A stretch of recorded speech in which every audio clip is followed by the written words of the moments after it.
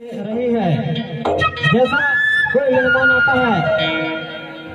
मेहमान आता है तब उसकी सत्कार किया जाता है, उसको सेवा किया जाता है, लेकिन भगते समय भी उसका मान सम्मान बड़े ध्यानपूर्वक करते हैं हमारे लोग। गीत के माध्यम से यह पुरानी तर्ज पर गीत आधारित प्रस्तुति करना चाहेंगे।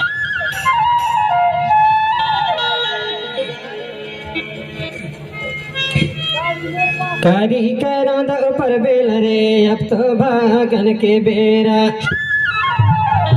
कारी कैरांद ऊपर बेल रे अब तो भागन के बेरा। तनक नान मोर नान रे, तनक नान रे नाना, तनक नान मोर नान रे, तनक नान रे नाना। कारी करेला ऊपर बेल रे अब तो भागन के बेरा, करेला ऊपर बेल रे अब तो भागन के बेरा।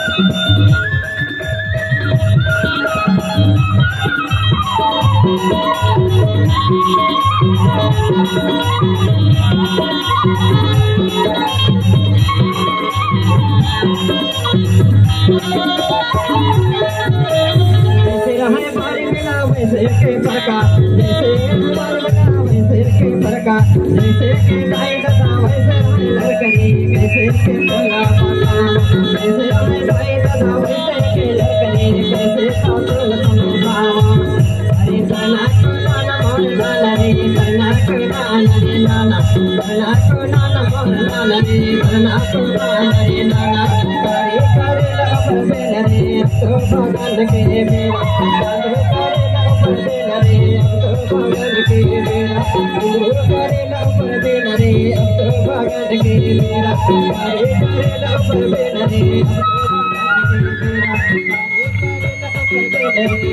भगन के बेरा